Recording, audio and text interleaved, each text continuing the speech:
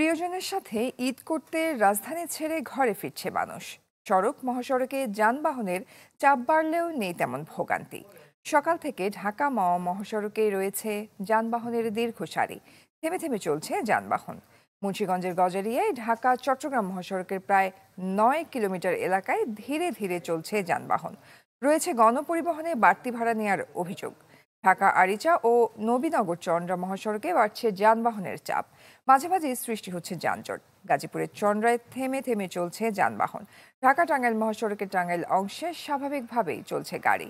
এদিকে পাটুরিয়া দৌলুদিয়া ঘাটে যানবাহন ও ঘরে ফেরার চাপ বাড়লেও স্বস্তিতেই পার হতে পারছেন ফেরি।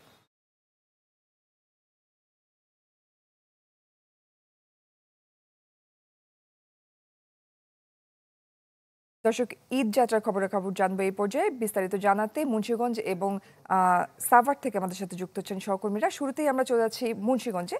ঢাকা মহাসড়কের খবরাখবর জানবো শুভ ঘোষের কাছ থেকে।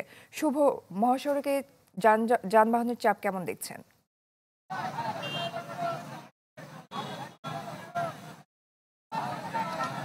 দেখুন, আসলে ভোরের পর থেকেই কিন্তু যানবাহনের যে উপস্থিতি সেটি কিন্তু বাড়ছে ধীরে ধীরে। আমরা দেখছি যে মাওয়া প্রান্তে কিন্তু যাত্রীবাহী বাসের যে চাপ সেটি বাড়ছে।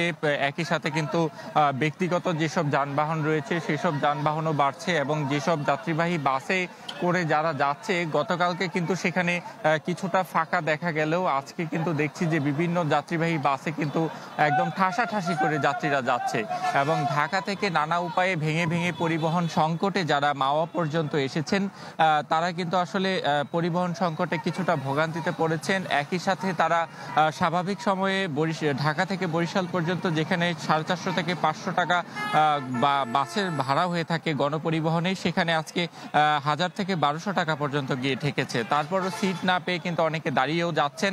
একই সাথে আমরা দেখছি যে এই পাশে কিন্তু যারা এসেছেন আমরা তাদের সাথে কথা বলেছি। তারা বলছে যে আসলে সকাল থেকেই যারা গন্তব্যের উদ্দেশ্যে ঢাকা থেকে আসলে বাড়ি যাওয়ার জন্য বের হয়েছেন তাদেরকে কিন্তু পরিবহন সংকটে বেশ ভোগান্তিতে পড়তে হয়েছে। তবে এত সবকিছুর ভিড়ে আসার খবর হচ্ছে যে গেল দুদিনে কিন্তু এবারের ঈদযাত্রায় কোনো ধরনের আসলে অনাকাঙ্ক্ষিত দুর্ঘটনার কোনো তথ্য এখন পর্যন্ত নেই। তবে মাওয়া প্রান্তে মানুষের যে উপস্থিতি সেটি কিন্তু অনেকটা চোখে পড়ার মতো। একই সাথে যাত্রীবাহী বাস, তারপর ব্যক্তিগত যানবাহন, তবে দু চাকার মোটরসাইকেলের যে চাপ সেটি গতকালকের তুলনায় না থাকলেও আজকেও কিন্তু থেমে থেমে সেই মোটরসাইকেলের একটি বাড়তি চাপ লক্ষ্য করা যাচ্ছে। একই সাথে আমরা দেখছি যে অন্যান্য যেসব যানবাহন রয়েছে সেই সব যানবাহনও কিন্তু মাওয়া প্রান্তে ভিড় করছে এবং যারা বাড়ি ফিরছেন তাদের সাথে আমরা কথা বলেছি। তারা বলছে যে সড়ক পথে যানবাহনের ধীর গতি থাকলেও যানজট না থাকার কারণে কিন্তু তারা খুব একটা ভোগান্তিতে পড়েননি এবং মাওয়া প্রান্তে পদ্মা সেতুর উত্তর থানার টোল প্লাজা এলাকাতে এসে যারা আসলে এখন পরিবহনের অপেক্ষায় দাঁড়িয়ে আছেন তাদের আসলে কিছুটা ভোগান্তির কথা বললেও তারা বলছে যে ঈদের সময় এই সহনীয় পর্যায়ের ভোগান্তিটি মানিয়ে নেওয়া সম্ভব। তবে পথে পথে কিন্তু স্বস্তির সুবাতাস বইছে। একই সাথে মাওয়া প্রান্তে পদ্মা পাড়েও কিন্তু আমরা দেখছি যে বেশি ভোগান্তি না থাকার কারণেও কিন্তু একটি স্বস্তির চিত্র বা উৎসবের যে ছাপ সেটি কিন্তু বাড়ি ফেরা মানুষের চোখে মুখে এখন উচ্ছ্বাস হয়ে স্পষ্ট। শুভ, ধন্যবাদ আপনাকে। দর্শক, ঈদ যাত্রার আরো খবর জানাতে সাভার থেকে আমাদের সাথে যুক্ত হয়েছেন সহকর্মী অপু ওহাব। অপু, আমরা ঢাকা মাওয়া মহাসড়কের খবর জানছিলাম, বাড়তি ভাড়া আদায়ের একটা অভিযোগ পাওয়া যাচ্ছে সেখান থেকে। তো আপনার কাছে কি খবর আছে? কালার এক্সপার্ট, জর্জ স্যাপ এবং মাইল্ড অন হ্যান্ডস টেকনোলজি সমৃদ্ধ অরিক্স ক্রিস্টাল ওয়াশ আপনার লন্ড্রি এক্সপার্ট। সকাল থেকে কিন্তু যানবাহনের চাপ আবারও বাড়তে শুরু করেছে। আপনি জানেন যে ঈদের ছুটি কিন্তু এর মধ্যে 2 দিন হয়ে গেল, কিন্তু মহাসড়কের অবস্থা যদি দেখেন তাহলে হয়তো বুঝতে পারবেন যে যানবাহনের চাপ আসলে সময়যুদ্ধ করাচ্ছে। মানুষের চাপ কিন্তু বাড়ছে। আপনি জানেন যে শিল্পাঞ্চল সাভার এবং আশুলিয়া এখান থেকে বেশ একটি অংশ, বিশাল একটি অংশ কিন্তু দেশের বিভিন্ন প্রান্তে যায়। তো এখানে স্বাভাবিকভাবেই পরিবহন ভাড়ার কথা যেটি বলছিলেন, যে পরিবহন ভাড়া কিন্তু স্বাভাবিক যে একটু বেড়েই যায়, কারণ আমরা কথা বলেছিলাম পরিবহন সংশ্লিষ্টদের সাথে। তারা বলছেন যে যেহেতু তাদেরকে যেতে হবে ভরা একমুখী যাত্রী নিয়ে এবং ফিরতে হবে কিন্তু খালি, এই জন্য তারা আগে থেকে কিছুটা ভাড়া বাড়িয়ে দেন এবং এটা নিয়ে ওইভাবে কোনো বাকবিতণ্ডা বা কোনো প্রকার ঝগড়া বিবাদের খবর পাইনি। তবে যানবাহন এবং মহাসড়কের যে অবস্থা, এতে কিন্তু মানুষের মধ্যে কিছুটা স্বস্তি আছে। যদিও এই মুহূর্তে আমরা নবীনগর প্রান্তে রয়েছি। নবীনগরে ঢাকার যে মহাসড়ক, নবীনগর চন্দ্রা মহাসড়ক, এই দুটি সড়ক ধরে কিন্তু উত্তরবঙ্গ এবং দক্ষিণবঙ্গে লোকজন যাতায়াত করে। তো এখানে থেমে থেমে যানজটই তৈরি হচ্ছে। কখনো কখনো একটু দীর্ঘ যানজট, কখনো কখনো স্বল্প সময়ে পার হয়ে যেতে পারছে। বিশেষ করে মোড়গুলো, যে সমস্ত নবীনগর মোড়, বাইপাইল মোড় এবং সাভার বাজার, এই সমস্ত জনবহুল কেন্দ্রগুলোকে কেন্দ্র করে কিন্তু যানজটের বা জটলা তৈরি হচ্ছে। তবে মানুষ আমরা দেখছি যে ট্রাকে চড়ে, বাসের ছাদে চড়ে, কখনো অটোতে চড়ে, যে যেভাবে পারছে আসলে ছুটছে।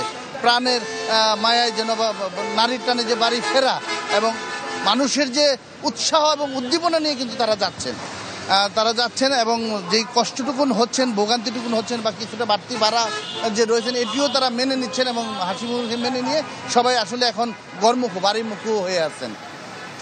অপু, ধন্যবাদ আপনাকে। দর্শক, সাভারের খবর জানছিলাম। এবার জানবো ঢাকা টাঙ্গাইল মহাসড়কের খবর। বিস্তারিত জানতে আমাদের সাথে যুক্ত হয়েছেন সহকর্মী মাসুদ রানা। মাসুদ রানা, আমরা সাভারের খবর জানছিলাম, বেশ গাড়ির চাপ দেখা যাচ্ছে সেখানে, আপনার কাছে কি খবর আছে?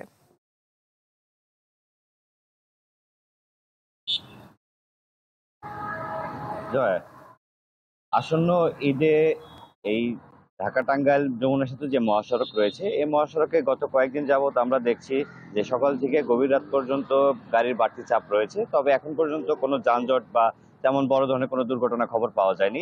আমার পিছনে যে মহাসড়কটি রয়েছে, এটি মূলত ঢাকা টাঙ্গাইল বঙ্গবন্ধু সেতু যে মহাসড়ক, এই এলেঙ্গা থেকে বিশেষ করে যমুনা সেতু পর্যন্ত এই মহাসড়কের যে 13.6 কিলোমিটার মহাসড়ক, এই মহাসড়ক প্রতি বছরই কিন্তু এই একটি গলার কাটা বা এই জনগণ এবং বিশেষ করে যে যানবাহন চালক এবং যাত্রী রয়েছেন, তাদের আতঙ্কের বিষয় ছিল এই মহাসড়কটি। বিশেষ করে ঈদের আগ মুহূর্তে তারা এই মহাসড়ক দিয়ে চলাচল করতে অনেকটাই অস্বাভাবিক বোধ করতেন, যে কারণে কিন্তু তারা প্রতি বছরই নানা ধরনের দুর্ভোগ পোহাতেন, সেই সাথে যানজট সহ বিভিন্ন বিড়ম্বনায় তাদের পড়তে হয়েছে। কিন্তু এই বছর কিন্তু টোটালি ভিন্ন চিত্র আমরা দেখতে পাচ্ছি।